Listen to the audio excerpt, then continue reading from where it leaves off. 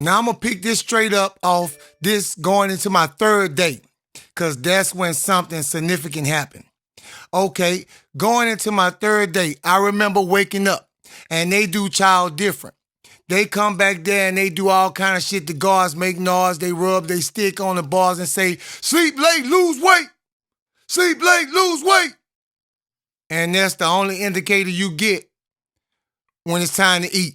And unlike the last prison, they don't do roll call or make you line up in front of your cell and do roll call. They do roll call as you walking out. That's to show you that's a procedural violation.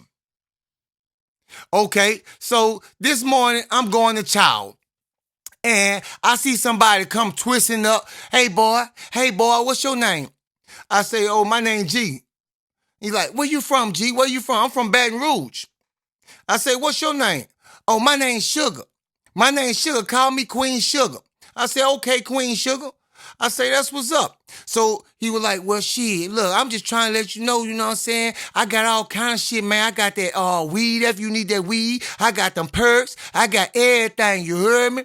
I was like, man, I don't fuck with drugs at all. I ain't gonna lie. I say, but if somebody run across me, shit, I'll make sure I keep you in mind. And then Sugar looked at me and say, you a smart motherfucker. You a smart, I like you. And not on no sideways type shit. It was just a mutual respect. I didn't treat Sugar like Sugar was less than me. I treated Sugar like Sugar wanted to be treated. That don't make me less than a man. So I know how things go. It's always them, man, get your from around me. Them the ones that they go after.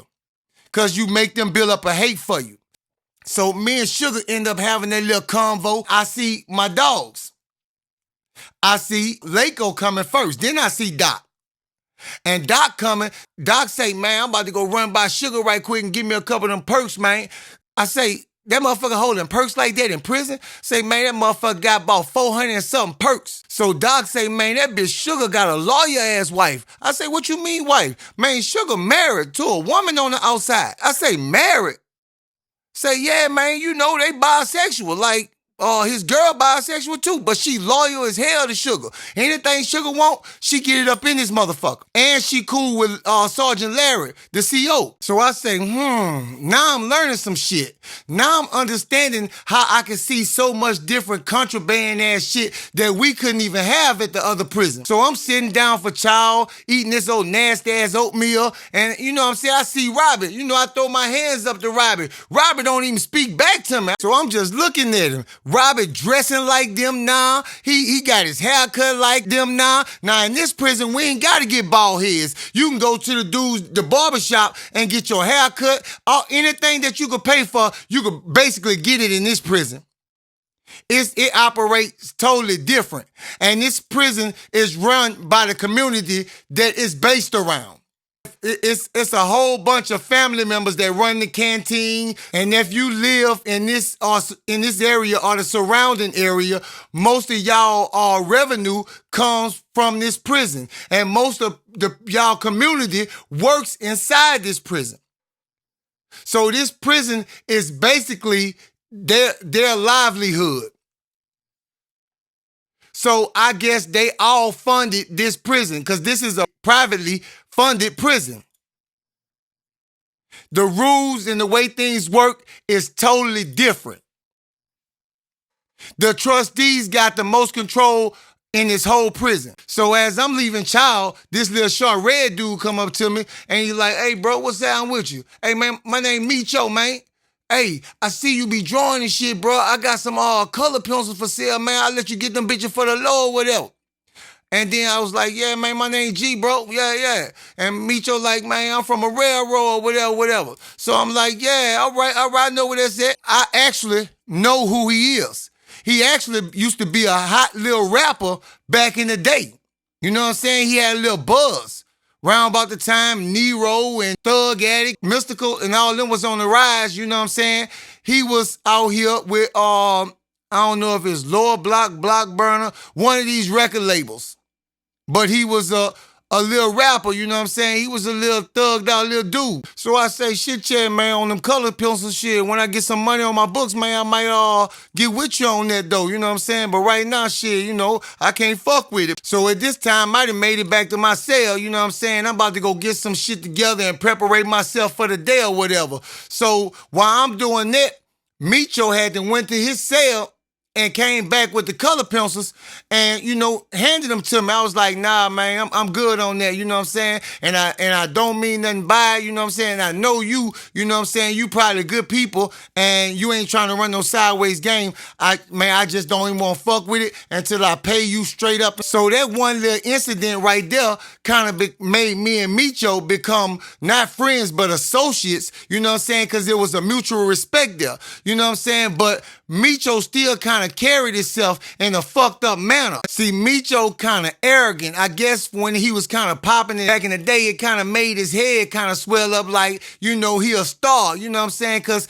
he come off disrespectful sometimes and he might not even be trying to, but it's just the way he come across to some people. And Micho don't know how to stay in his own lane too. You know, Micho will be quick to tell somebody what he think, how they ought to handle a situation. So this dude named Nardell had went and bought some about 40 perks from Sugar.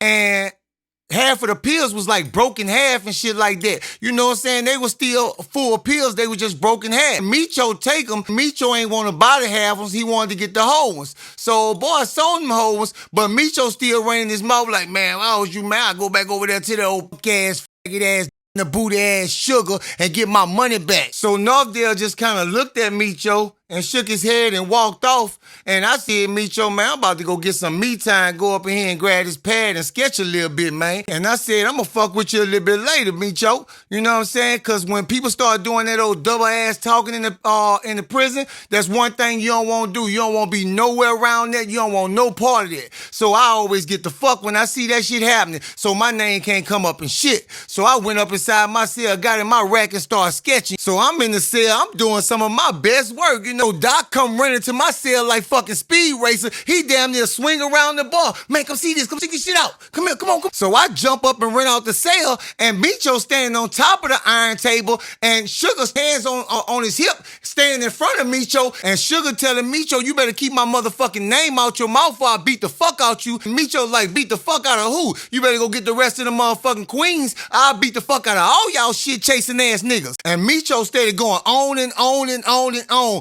By this time, Sugar hadn't got quiet and just standing there. Before you knew it, Sugar just hit him. Bow! And got on top of the table with Micho. I started flushing Micho. At the end of the day, that's still a man. And all them other ones that's running off this motherfucking tier down here now, out them 7 middle cells, they all men. And they all come down here and get on Micho ass. And they all stanging Micho ass. Look like they hitting Micho ass with the palm of their fists. And they throwing him around like a rag doll. And after a while, they beat him so much, they dragged him on up the stairs. Now they gripping Micho by his clothes, and he on his way up the stairs. Micho trying to swerve out his clothes. First 5 stairs, Micho, put me the fuck down. Put me the fuck down. The next 5 stairs, he like, let me go, man. Let me go, man. Let me go. By the time he get to them last 5 stairs, he like, man, let me go, man. What y'all doing? Let me go, man. Now, I ain't gonna lie and say Micho just got up there and gave it up. When they dropped him on the floor of the cell, he got up and tried to football run his way out of there. But all you seen is them big husky queens. Boom, boom. And then they put him in the yo-yo. What the yo-yo is, see, all them queens got a job in the shop where they repair different stuff. And they all like the dryers and stuff like that off the washing machine, they get them belts and stuff. And see, they put them belts together and see them belts, they flimsy. See, they can adjust you any way they want to. They can even suspend you in the air off the ground. And see, Micho got a little homeboy he be hanging with. So everybody was looking at Kane like, man, you ain't gonna go up there and help your boy, man? Kane looked at everybody like, shit, man, I ain't going up there fucking with them queens, man. And they did Micho bad. All you seen was every last one of them queens get buck naked and start passing around a bottle of baby oil. Now, this the part that had to make him feel less than a man. Now, this term, it started off as a jail term, but it ended up becoming popular in the world. Now, they end up tossing Micho salad. That's when that man licks inside his booty, just licking his booty. Now, this the part that threw me for a loop.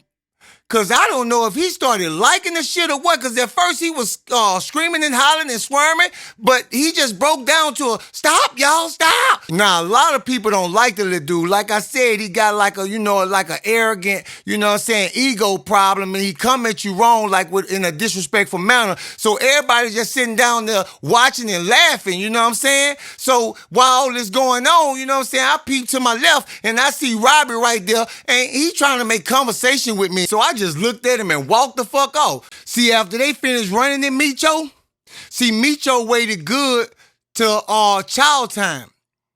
And he went to try to tell one of the guards, this is how I knew for myself that them guards, you could buy them guards. You could buy the COs. Because the COs came right back in the dorm and told everybody, boy, Micho a rat. Now, this Sergeant Larry who said that boy, Micho a rat. Now, I know for a fact, Sergeant Larry with all the bullshit in the whole prison, because I seen, after I've been there for a while, I seen with my own eyes how he came and got, because see, you can only be, when you go into like the annex or somewhere else far, you got to be escorted by the guards. So I seen him escort a dude we call Horn to somewhere where somebody was waiting on him to jump him. This dude, Sergeant Larry, he's the most untrustable person in the whole prison. He worse than the inmates. He deserved to be an inmate. Now, I'm about to start taking y'all through some of the main players in this thing, because everything really started happening when we got jobs, because I started seeing more, because I'm moving about the prison, you know what I'm saying? And every time you get a job, you get a badge. You get a certain level of clearance. Depending on what your level of clearance is, the places you can go. You shouldn't have a detail badge and be in the kitchen. So I'm just giving y'all that layout so y'all can better understand what the rules is supposed to be. So then you gonna know when a person wind up somewhere else they ain't got the clearance for, then you gonna know the only ones could have authorized that is a guard. Now we gonna fast forward up 5 days. At this time, me, Lako, and Doc had them met Nord, Pedro, and Pop Pop. They came off the ship bus from Cartersville to this prison.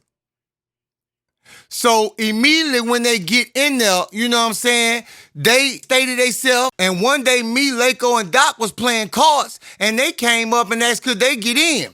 So, they got in. We all playing cards, and we all just shooting the shit. You know what I'm saying? And I can almost speak for all of us, me, Lako, and Doc, that we liked them boys instantly. By this being prison, we just can't trust you that easy, but we do like you. But our relationship do build over a period of time. So now all of us done got in real good. Now, I didn't expect the whole prison to take notice that we all starting to hang together. Now we starting to get sour looks from different inmates, you know what I'm saying? People that never even looked our way in the beginning. Now they double checking us. Now me and Robbie came into the prison on the same transport, so we ain't got nothing but 7 more days before our work qualifications kick in. We'll be ready to start work and get our jobs assigned to us in 7 more days. Now, Doc and Lako been working. Only time they don't work is on the weekend because they on prison transport detail. And Nord, Pedro, and Pop Pop, they still got 13 days because they got to the prison after all us. So we all gonna be leaving out of the tier at different times. Now, let's fast forward up 7 days when I finally get my my work qualifications. Okay, so they put me and assigned me to working out in the field. Okay, so my first day out. So when you head out to the field, you go to like the shed and you get what you working with. You know, you got hoes, you got edges, you got all kind of little different tools that you can grab. I end up getting a hoe, and everybody get different things. Some people even got sharp ass little snippets. You know, so it's real dangerous out there. You got a bunch of convicts out here with weapons. Now, keep in mind, some of us work directly in the field in close quarters, and some of us go around the prison trimming bushes, you know what I'm saying, weed eating, doing different things, because we keep the prison up. The prisoners keep the prison up. When it's hot out there, it's hot. When it's cold out there, it's cold. So, you know what I'm saying, this particular day is hot. And we out there working in the field, and for some reason, two dudes one of them name was Norman, and one of them name was Daryl. They had been arguing about little simple stupid shit all day, you know what I'm saying? They had started talking about, football, and what the fuck is you worried about football for in prison? So they arguing about that now. And you know what I'm saying? They get kind of heated and they bring that down. Then they go into another argument and that come down. Till after a while, these arguments ain't coming down so easy. Now, they do have a little dude out there named Taz, and he know both of them. And he like the little peacekeeper, and he talked to both of them, and both of them say, man, I ain't worried about that, man, it's all good. They ain't tripping on the situation. So, you know what I'm saying? About 5 minutes later, everybody go back to work. And then all you hear is, the dude Daryl had then took his snippet shears and stabbed Norman in his temple. Norman laying on the ground, bleeding out, shaking. He convulsing. So the guards come run over there, you know what I'm saying? They immediately beat the shit out of Daryl. And I'm talking about they stomping, they putting boots in his face. Now, Daryl had already gave up and was laying on the ground because he hadn't did what he wanted to do. So they had no need for the COs to even get that carried away the way they did. So I'm thinking they about to try to follow the same routine like when I was in the last prison. But they do take it up a whole different notch. They strip this dude down to his fucking drawers. And they have two poles out in the field, and they handcuff him to either side of the pole. And they leave this dude out here to sunset. And it was 12 noon. So that shit woke me up right there. I said, they ain't following no prison procedures and guidelines. I say, we in a whole different ballpark. This a private prison, and they can do whatever the fuck they want to do. So now, since that didn't happen, now we all got to go in. So as we head back in, you hear all kind of alarms and shit going off. So they takes all us and sticks us in one tiny fucking cell. And it's about 50 of us in one tiny cell and leave us there for 4 hours. So when we get back to the dorm, finally, we find out, on a whole different tier, you know what I'm saying, had a gang fight. So when that happens, no matter where you at, you have to go be secure in the closest spot. That seemed like the only procedure they following. Now, when we come back, y'all done caught up on all the players at this time, that's significant. Now, it's going to be other players that's coming in, but I can bring them in gradually. Northdale, Johnny, L. Scott, Toon, Meathead, Diggerlick, Mooney, and them are the players that's going to be coming right after because they come on the next transport bus. That's when everything gets started.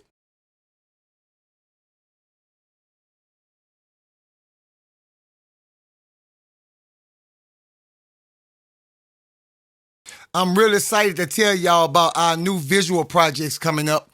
We'll update you when every detail is worked out and won't have y'all waiting too long.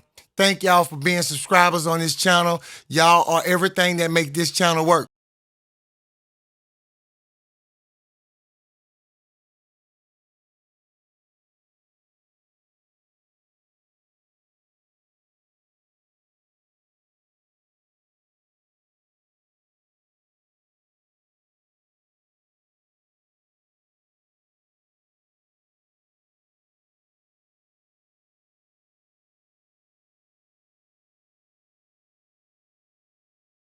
I'm really excited to tell y'all about our new visual projects coming up. We'll update you when every detail is worked out and won't have y'all waiting too long. Thank y'all for being subscribers on this channel. Y'all are everything that make this channel work.